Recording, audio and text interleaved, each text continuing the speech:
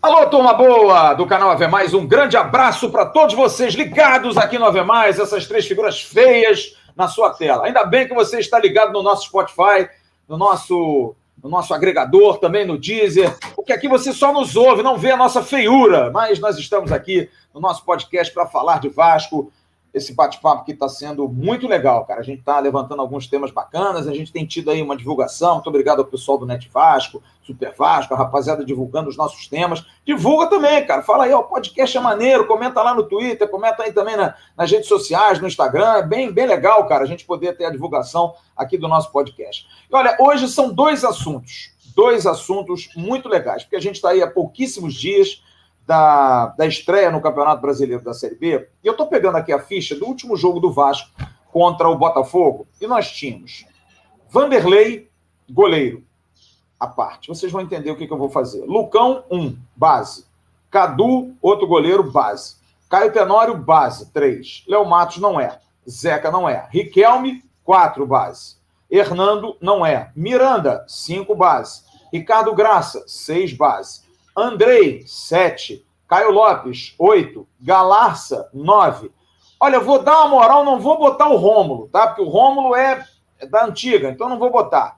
Laranjeira, 10. Gabriel Peck, 11. João Pedro, 12. Juninho, 13. Léo Jabá não é. Morato não é. Cano não é. Figueiredo, 16. Thiago Reis, 17. E ainda ficaram fora do jogo o Bruno Gomes, que seria 18. O MT, 19, e alguém que eu esteja... Ulisses. 20. São 20 jogadores, e se você botar aqui no papel, Vanderlei 1, Léo Matos 2, Zeca 3, Hernando 4, Rômulo 5, Léo Jabá 6, Morato 7, Germancano 8, mais Leandro Castan 9. Você tem aí 20 jogadores da base e 9... tirando o Rômulo, mais 9 que não são, assim, da base recente. E a minha preocupação é porque nós vamos jogar um campeonato que eu tenho uma opinião, que para mim a briga pelo acesso à Série A, a pressão é tão ou maior do que a briga para não cair para a Série B. Porque é uma pressão, porque inclusive é a vida do clube. O Vasco precisa subir ano que vem, porque senão vai ser instaurado um caos em São Januário. Não se fala outra coisa, não se acredita em outra situação, senão o Vasco ficar entre os 4. Não seria muita responsabilidade para esses meninos segurarem mais uma vez, porque isso foi uma máxima que nós tivemos no último Campeonato Brasileiro, quando, por exemplo, nós não tínhamos volante. O único volante que nós tínhamos era o Bruno Gomes, era um menino da base. Quando tínhamos problemas com os zagueiros, lá vinha o Ricardo Graça, lá vinha o Miranda. Você tinha alternativas de meninos no banco de reservas. E na Série A não deu certo. Será que na Série B não é muito peso para essa rapaziada? Não se mereceria um elenco mais equilibrado entre jogadores experientes e jogadores mais emergentes? Eu quero saber a opinião de Felipe Tiru e Emerson Rocha. Começar pelo Emerson Rocha, que é da escala dos mais feios ou mais de todos, que vai falar sobre esse assunto. Na verdade, é o mais rústico. Emerson Rocha, qual é a sua opinião sobre essa questão da juventude, do excesso de jovens? Por um lado, bom, porque abre mercado, mas não é perigoso por ser a Série B uma competição que demanda um pouco de malandragem, que é normal o jovem não ter, só a experiência traz um pouco mais de malandragem? Tudo bem, Rústico? Tudo bem, Flávio, tudo bem, Tiru, tudo bem para a galera ouvindo a gente no podcast, também curtindo a gente aqui no AV+. Ô Flávio, é o seguinte, eu entendi toda a escalação que você fez aí do elenco do Vasco, e aí eu faço outra escalação. Vanderlei no gol, Léo Matos na lateral direita, Hernando, Leandro Castan e Zeca.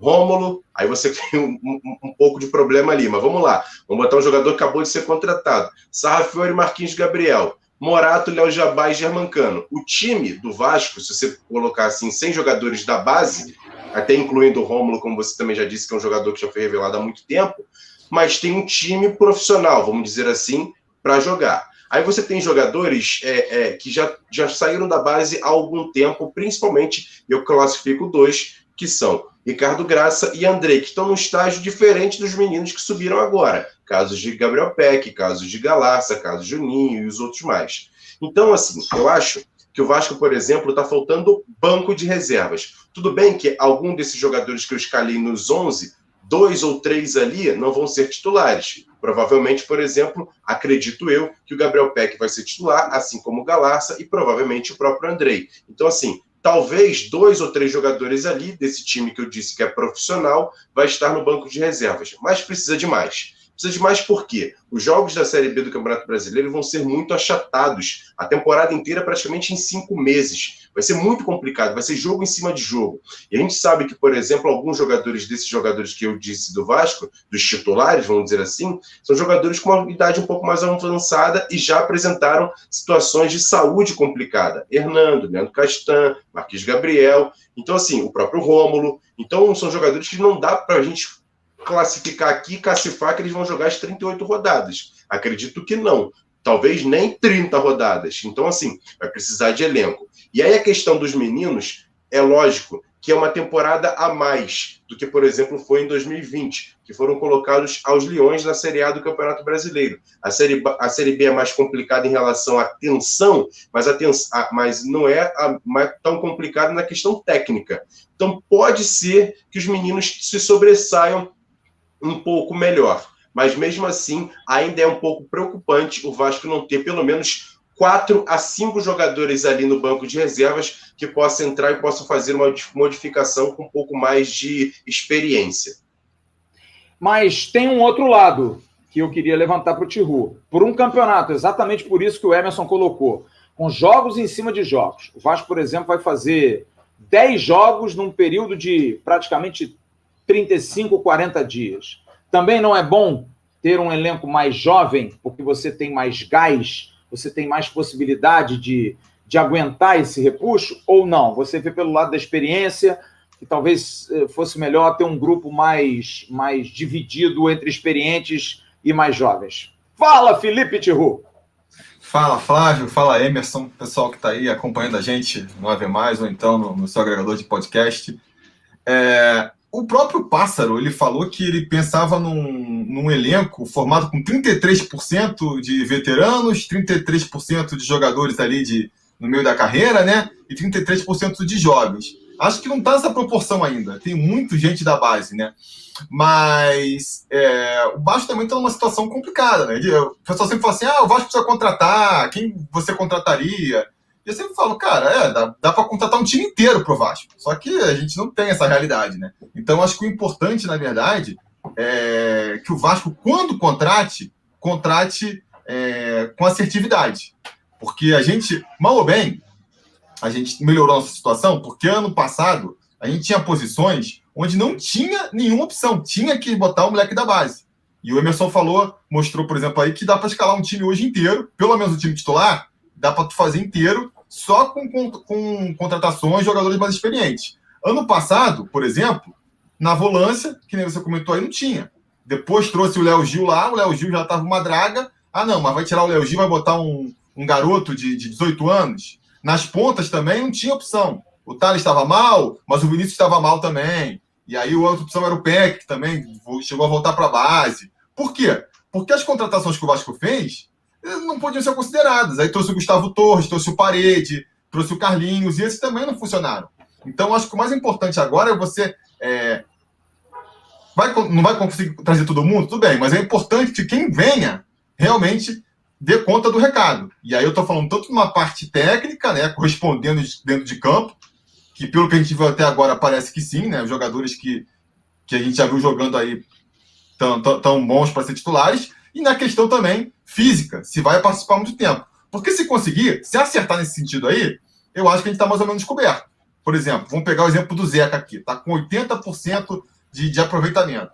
Se ele seguir nessa toada, não se machucar, não ficar muito tempo fora, ele vai desfalcar o time em algumas situações. Acho que dá para cobrir ali, bota o Riquelme. Não vai ser porque o Riquelme jogou, 5 jogos na Série B que a gente vai subir ou vai deixar de subir, entendeu? Agora, então por isso que eu reforço, é preciso que acerte essas contratações, porque também, se perde o Zeca por muito tempo, a gente está vendo agora com o Marquinhos Gabriel, ninguém sabe quando volta, não tem reserva, aí pode ficar muito nas costas da molecada, e aí a gente pode ver o mesmo problema do ano passado. Né? Você dá chance para um garoto e o garoto vai mal, não sente a pressão, oscila normal, e você não tem outra opção para a posição. Né? Esse que é o drama que a gente pode viver.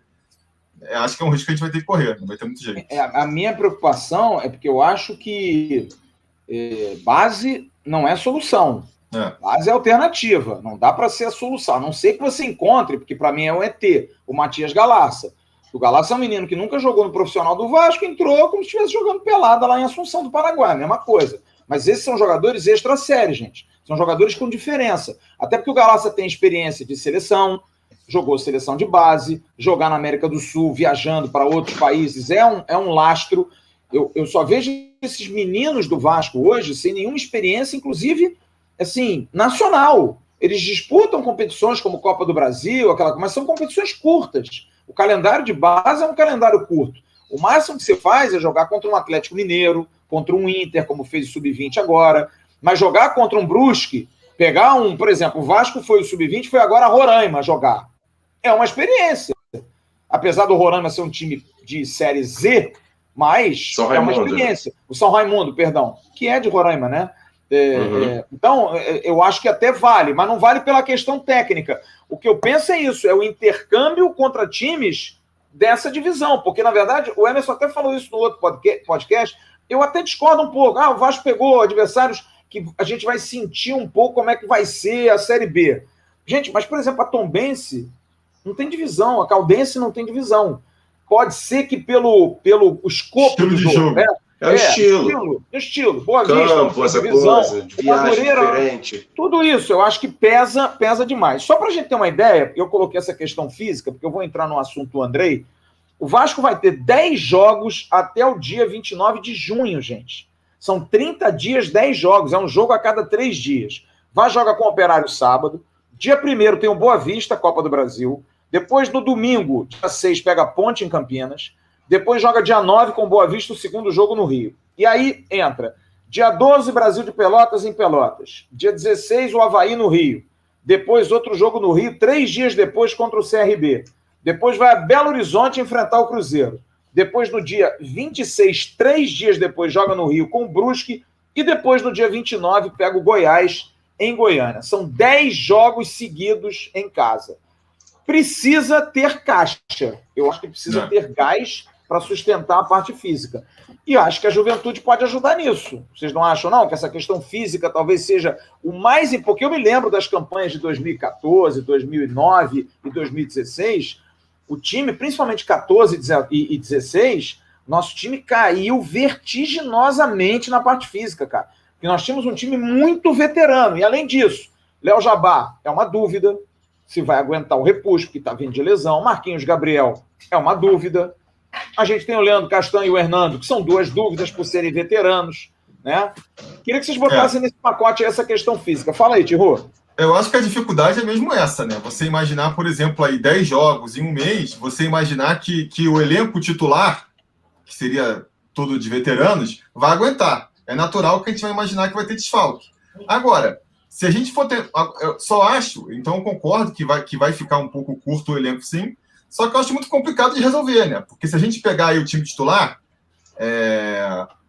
considerar... A gente precisa contratar o quê? Uns 9 reservas? Porque, vamos lá, né? Considerando todo mundo apto.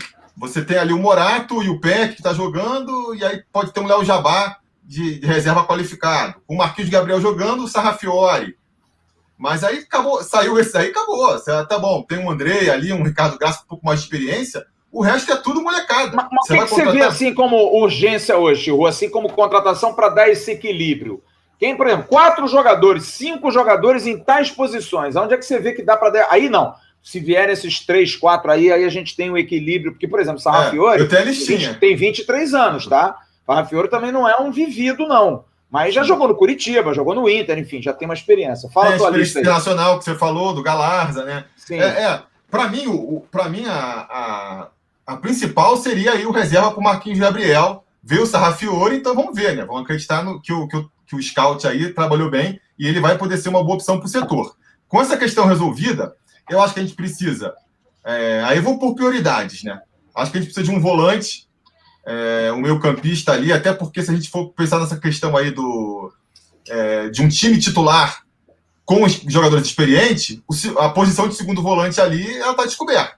A gente tem ali o Rômulo e o Marquinhos Gabriel, mas a segunda posição ali vai ser o Galarza ou vai ser o Andrei. Então, de repente, um cara mais experiente para esse setor seria bom, até porque esse é um setor que roda muito também, é desgastante, machuca, é suspenso, então a gente precisaria de mais opções para ir. Acho que a gente precisa também de um reserva para o Cano, a gente não tem reserva para o Cano, para mim o Thiago Reis está muito abaixo, e sem o Thiago Reis começa a virar improviso, né? Aí é o Laranjeira, é tentar botar, não sei, o próprio Figueiredo, são jogadores jovens, MT e improvisados. O cara, além de ser jovem, é improvisado. Essa conta é cobrada durante o campeonato, hein, cara? Negócio de ficar improvisando o jogador. Pois é. Uma coisa é você improvisar num jogo que você percebe que, não precisa de um cara fixo, então vou botar um jogador que sai mais da área, por uma questão tática. Outra coisa é você não tem outro para botar, e aí você vai botar, entendeu? E aí, pode ser o contrário, tá precisando de um jogador mais de área, nem que seja para fazer uma dupla com Cano ali, por uma bafa no final, e não tem, simplesmente não tem. Então é um jogador importante também. Então ficaria ali um volante, um atacante, depois acho que um lateral esquerdo, né? Talvez aí o Pássaro deu a entender, um cara que possa fazer às vezes de volante e de lateral esquerdo, para essa ambivalência para cobrir essas duas posições. Para mim são esses três. Aí vai descendo, zagueiro também teoricamente é importante, se a gente considerar que o Hernando e o Castan podem se machucar com bastante frequência. O Ricardo Graça tá começando a voltar agora, começou muito mal a temporada, aí depois já é o Miranda, que é um jogador mais inexperiente. Acho que pelo menos esses 4 posições aí seriam importantes. Eu vejo, Emerson, por exemplo, eu me lembro que o Botafogo tinha um jogador chamado Luciano Almeida, não sei se vocês se lembram. Lembro. Luciano Almeida Maracanã. Era um jogador que era um terceiro zagueiro no time que o Cuca montou ali no final dos anos 2000, ali 2010, por volta de 2009, 2010. O Cuca montou o Luciano Almeida, era o terceiro zagueiro e ele era lateral também. Eu acho que um jogador desse tipo é que o Vasco precisava, sabe? Um jogador que pudesse fazer mais de uma função. Porque, por exemplo, o Ricardo Graça não faz a lateral esquerda. Não faz bem a lateral esquerda. O Hernando faz bem a lateral direita. Mas nós temos o Caio Tenório, que ninguém contesta, tá aí uma opção. Mas acho que defesa, gente, marcar todo mundo aprende. O negócio é jogar bola do meio para frente. O que me preocupa é porque a lateral esquerda, que você bota até um esquema com 3 zagueiros. Você pode até puxar o Sarrafiori, pode botar até o Marquinhos Gabriel como ala. O Galarza pode fazer aquela função. Agora, do meio para frente, para mim, é a grande preocupação. Acho que falta um atacante de lado de campo, o ponta burro que a gente fala, aquele cara mais experiente. Vou dar o exemplo do Rossi. E acho que falta um cara para jogar com o Germancano naqueles jogos difíceis. Tá apertado, bota o cara junto com o Cano para tentar cabecear, para sobrar a bola para o Cano. A gente vai precisar desse jogador e eu acho que isso é urgente. Defesa, acho que o volante é fundamental, mas se puder ser um volante, como era, por exemplo, o Igor, foi volante do Vasco, tá? O torcedor nem veio aqui na minha cabeça. O Igor jogava de zagueiro e jogava de volante. O Marcão, volante antigo do Bangu, jogava de volante. Eduardo Costa. Eu acho que a gente precisa de um jogador, e eu concordo que isso aí você até otimiza o orçamento. Você não precisa comprar 2. Você compra um que faz 2 funções. Né? Eu acho que isso mas tem que dar uma experiência. Qual é a tua opinião, Emerson? Então, Flávio, eu vou te ser muito sincero. Eu já pensei e repensei essa questão de quantos jogadores o Vasco deveria contratar. E eu acho que o Vasco precisa contratar agora, não é a questão do um atacante, um meia e um zagueiro. Eu acho que o Vasco precisa contratar estilos de jogadores que o Vasco não tem no elenco. O jogador alto, que cabeceia a bola lá na frente, o atacante alto. Por exemplo, eu fui ver agora os melhores momentos do jogo do Naluso e Paysandu, justamente para rever o jogador lá, o atacante lá, o Cavani do Norte, o nosso Nicolas, e me surpreendeu bastante um jogador que entrou no segundo tempo ao lado do Nicolas, que também se chama Gabriel Barbosa, e fez 3 gols da vitória do Paysandu, estava empatando em 1, ele fez os últimos 3 gols. E é um cara grandalhão, cara, muito alto, que foi lá e fez os 3 gols, assim. Diferente, o Vasco não tem esse estilo de jogador. Como você disse, a questão do volante. O Vasco já tem vários volantes que sabem jogar, independente da idade. mas acho que o Vasco precisa daquele cara do cachorro louco, sabe? O Guinha Azul, o camisa 5, o marcador, o cara que vai lá, destrói, toca a bola rapidinho. A bola não é minha, não. Vou só recuperar e se vira aí. Um Wellington, lembra que o Vasco sempre... A torcida do Vasco não gostava. Tem aquele outro também que veio do Atlético Mineiro, que eu esqueci o nome, Serginho, que jogava também nessa função de só marcava. Então o Vasco precisa desse jogador. O estilo, o camisa 5, o volante pegador, o centroavante alto lá para poder dividir as bolas e pode jogar, inclusive, junto com o Germancano para fazer o pivô. No lateral esquerdo defensivo, que o Vasco não tem. O Zeca é um lateral que apoia bastante, o próprio Riquelme apoia, o MT, se jogar ali também vai ser jogador de apoio. Então o Vasco precisa de, por exemplo, lateral esquerdo para se defender. Então acho que o que falta no Vasco é estilo. Acho, por exemplo, até que a questão do camisa 10, vamos dizer assim, o Vasco pode até não precisar. Me faça entender. Não que o Vasco não precisa. Claro que se tiver vai ser bacana. Mas talvez um estilo de um jogador mais rápido nas pontas seja até mais fundamental do que propriamente um camisa 10, porque na Série B dificilmente um jogador do Vasco vai ter possibilidade de parar o jogo, ficar analisando, tentando pensar no meio campo, vai ser muito mais correria, então vai ser importante para o Vasco ter esse jogador de contra-ataque no segundo tempo, que ao meu ver o Vasco não tem. Eu acreditava muito no Léo Jabá, que até agora não se mostrou ser um jogador de tanta velocidade assim, para, por exemplo, nos contra-ataques. A gente viu o jogo do Botafogo, o Botafogo atacava, o Vasco recuperava a bola e não partia na velocidade, e falta esse cara mesmo. Então falta para mim esses 4 estilos: um jogador rápido pelas pontas, independente se vai ser esquerda ou direita, um cabeça de área marcador, um cão de guarda, um atacante centroavante rompedor, igual essa moto, mais ou menos que assim. Mala, né, meu irmão? E também um lateral esquerdo defensivo, um jogador que sabe fazer essa composição ali na lateral esquerda defensivamente. Então, para mim, são esses 4 estilos que faltam no elenco do Vasco. Costumo dizer que um cara dele não deve ter mãe. Provavelmente não tem mãe. Tá?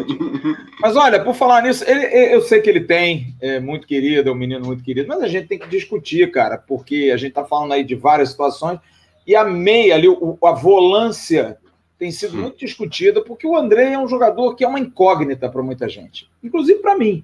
Eu gosto muito do André com a bola no pé, acho o André muito talentoso, mas o André, ele não vai, sabe? Não explode. O André não consegue fazer um ano bom. Não, o André, porra, cara, o André merece ir para a Copa do Mundo, o André merece ir para a Olimpíada. Não vai. Aí o Lisieiro do São Paulo, tudo bem que o Jardim conhece lá, ano passado todo fora, jogou um bom semestre agora, o São Paulo foi campeão, o cara vai para a Olimpíada e o André não vai. O que falta para o André, na opinião de vocês, gente? O Pássaro falou isso no início do ano, até não tinha como clima para conversar com o André, porque para renovar, porque ele estava muito para baixo, estava meio triste.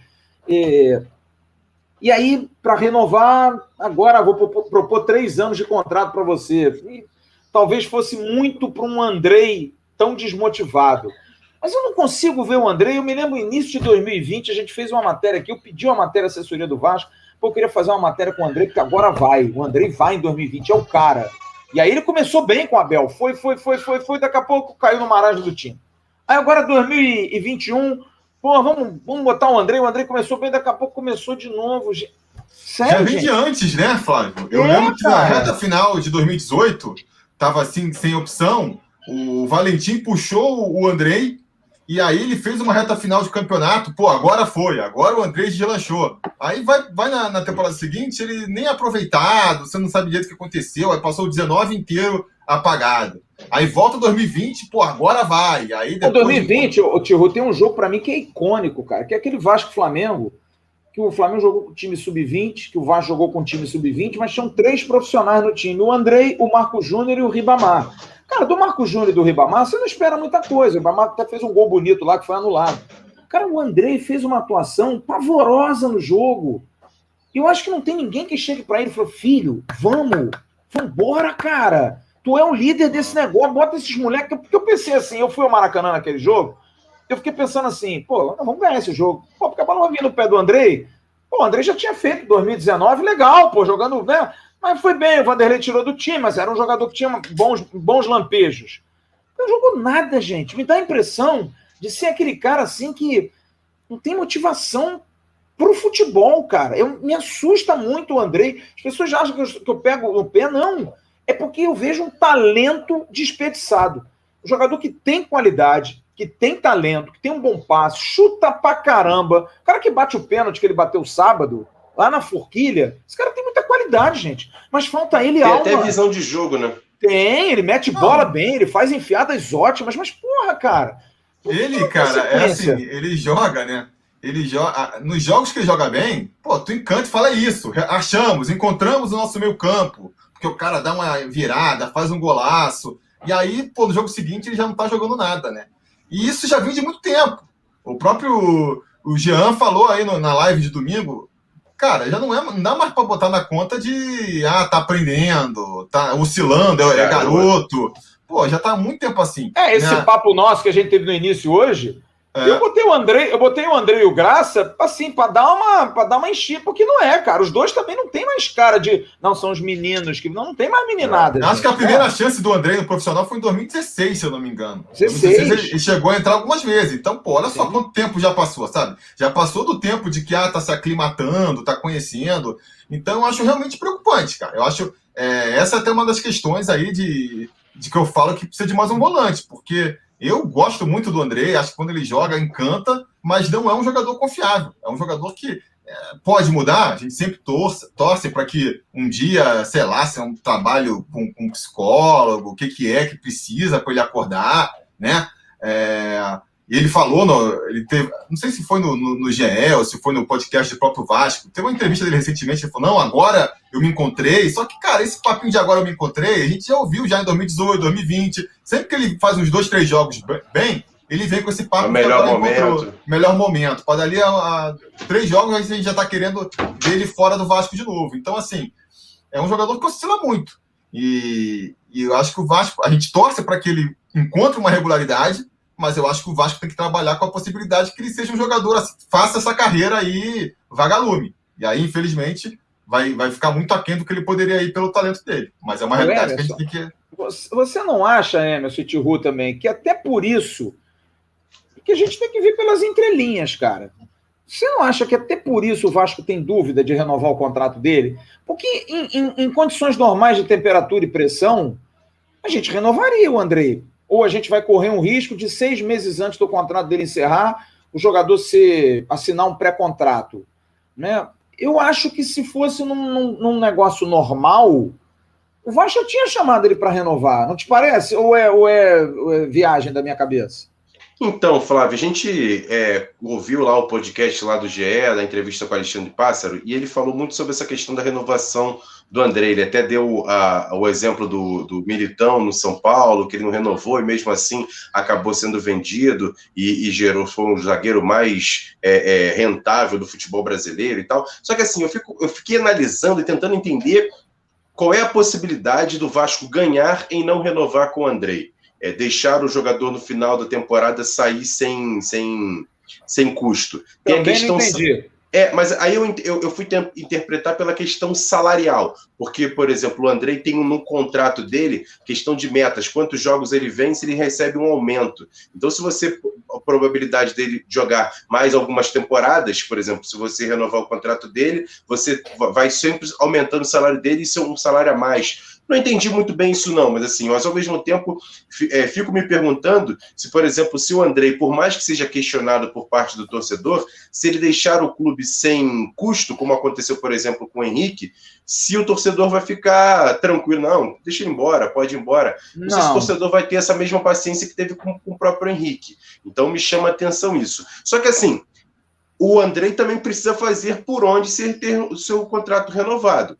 E eu acho que, por exemplo, essa Série B, eu acho até que o Vasco não precisa, por exemplo, renovar o contrato com ele. Falou assim, olha só, se você quiser assinar um pré-contrato com outro clube, beleza, aí fica à sua disposição. Mas a gente vai fazer o seguinte, a gente tem contrato até o final do ano, eu vou te falar o seguinte, tá aqui, a gente pode até assinar tipo uma minuta, sei lá como é que se pode dar o nome, o seguinte, até o final do ano, se você estiver rendendo, a gente renova o seu contrato, se não, um beijo e tchau. Mas eu acho que o Vasco pode trazer isso até a público. Olha só, você tem a Série B do Campeonato Brasileiro para mostrar que você merece ter o seu contrato renovado. Acho que pode ter uma conversa nesse sentido, mas eu acho que eu estou usando muito um fantástico muito de Emerson. Também acho.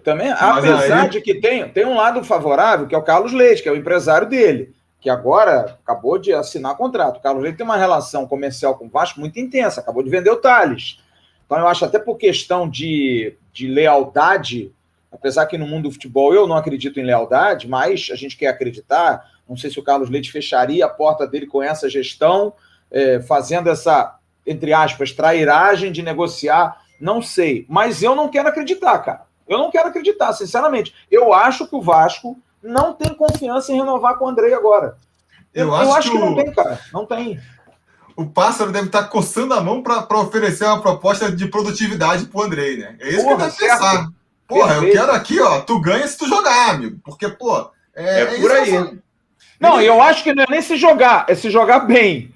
Se jogar, eu acho que ele vai jogar. Ele não tem negócio de lesão, ele não se machuca, não tem essa frescura. Eu acho, irmãos, faz o seguinte, vamos fazer um contrato por 10 assistências, por 3 gols, porque ele pode fazer isso. O Andrei tem essa capacidade. Eu só acho, cara, que não é regular. Agora, eu acho exemplo, que assim, desculpa. Dá um exemplo. O Pássaro, eu lembrei disso agora. O Pássaro falou: o Andrei vai receber um aumento agora por 15 jogos.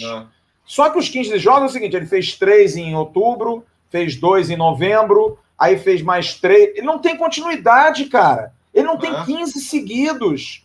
Ele não consegue fazer isso. Por quê? Porque ele machuca? Não, porque o treinador perde a paciência. Tira ele do time, não aguenta, porque ele não consegue ter uma sequência boa de jogos. Na questão profissional, é um ativo que não te dá retorno. Sim. A gente tem que pensar assim. É lógico que a gente pode ver, porque eu vejo potencial, vejo possibilidade dele ser um grande jogador. Só que ele não tem mostrado, porque não tem sequência. E se você não tem sequência, é um jogador que você está pagando caro, provavelmente o salário dele é caro, ainda mais com esses aumentos todos aí. E o Vasco, por exemplo, ia ao mercado e contratou um jogador mais efetivo, né?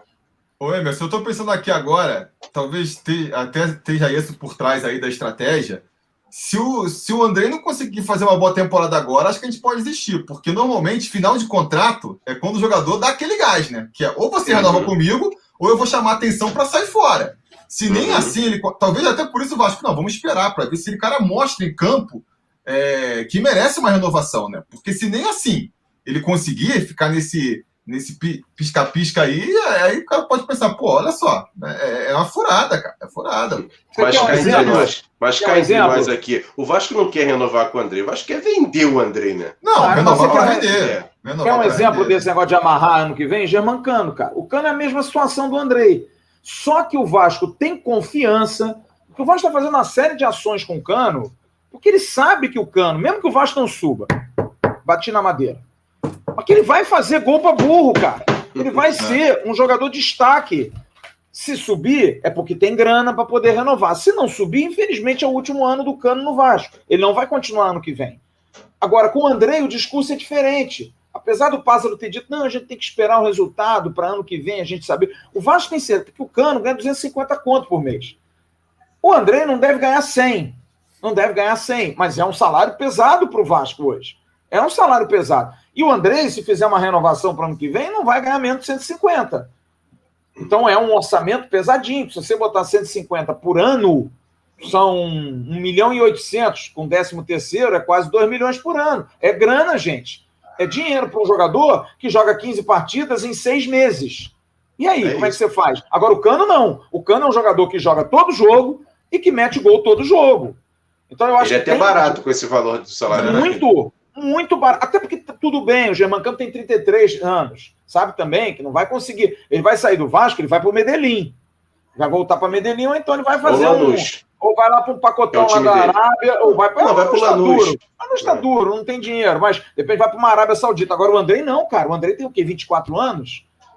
O Andrei, eu sou da opinião seguinte, Rui Emerson, pintava uma proposta no meio do ano, é o típico jogador que não vai nos fazer falta na montagem do time do Vasco.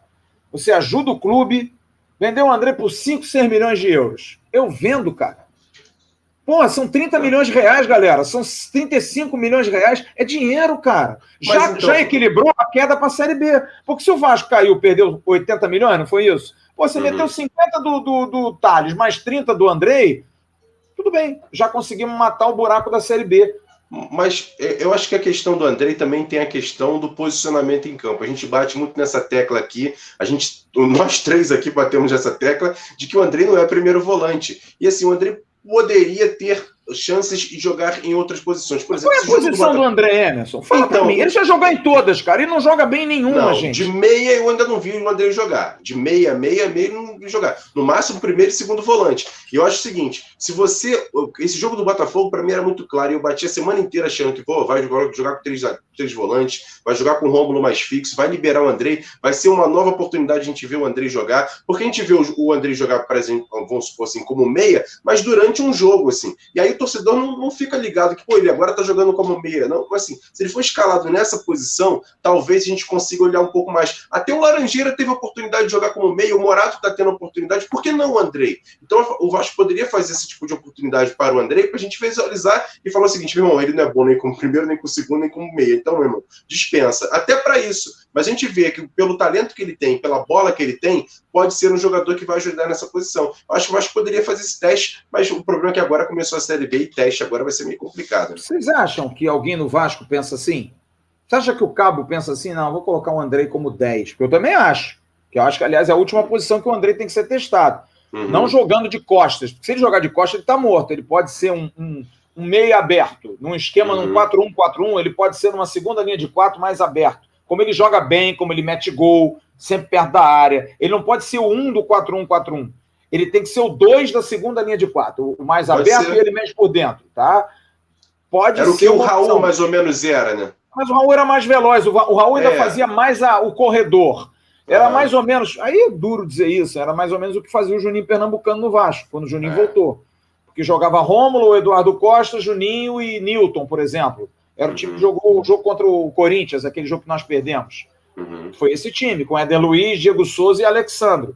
Mas nós tínhamos aí, teoricamente, 3 jogadores de meio de campo. Um marcava muito, que era o Rômulo. O Newton também, mas sabia jogar. E o Juninho pela direita. Você jogava com um tripé e 3 atacantes, com o Diego vindo um pouquinho mais por trás.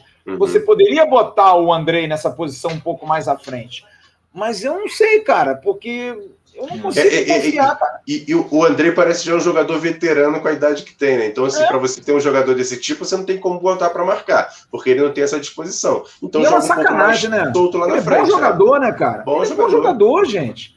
Mas o discurso dele... Né?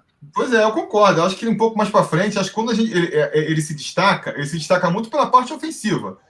Deu um chute perigoso, fez o gol de falta, deu um passe pro companheiro. Nunca é muito pela parte defensiva, sabe? Então, assim, você botar ele lá atrás, porque o primeiro volante, o cara tem que ser bom marcador antes de tudo, sabe? Sim. E não que não seja, ele marca bem também, o André, mas ele não tem essa velocidade e essa disposição de estar atrás de todo mundo, se arrisca demais no lance, pode fazer um pênalti, alguma coisa dessa. Só que aí você vai ver a entrevista dele, e aí não sei se é uma coisa dele ou se passaram para ele. Ele fala, não, me encontrei agora como primeiro volante. Aí você pensa assim, então fica meio difícil de imaginar que vai acontecer esse teste realmente aí. Isso me passa também, que eu acho que ele não tem essa autocrítica. Isso eu já ouvi também. E eu sinto isso dentro do Vasco. Há uma proteção muito grande ao André, cara. Aquela coisa de, se a gente faz uma crítica ao André, o pessoal fica meio chateado. Se a gente não dá espaço para ele, o Vasco quer botar ele na mídia para ele aparecer um pouco, sabe? Eu sinto que o Vasco tenta proteger demais o André e eu não sei se isso faz mal, cara. Às vezes é aquilo, é tratar muito como menino quem não é mais menino, cara. Ele não é mais um gurizinho, não é mais uma criança, sabe? Não é um garoto que tá subindo da base. Eu acho que alguém tem que chegar e dizer assim, André, porra, velho, o que você jogou sábado? Porque eu acho que... Eu já ouvi isso de 2 pessoas dentro do Vasco, 1 ou 2, que me disseram, essa equipe do Vasco tinha que ser comandada por esses 2 jovens que já estouraram idade e já estão há algum tempo no profissional. Esse time é da geração André e Ricardo Graça.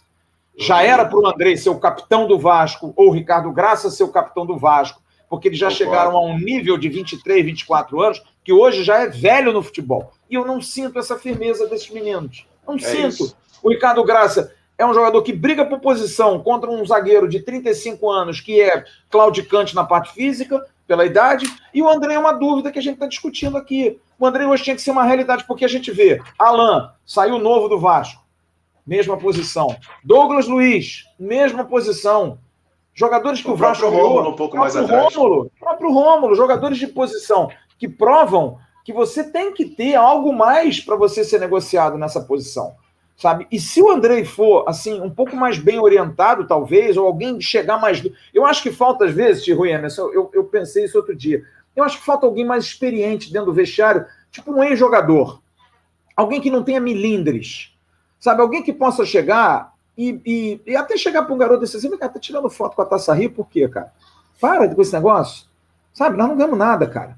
Alguém tem que chegar e dizer uma verdade. Alguém, porque eu sinto que a juventude é muito não me toque, muito medo de ferir suscetibilidade, né, Diego?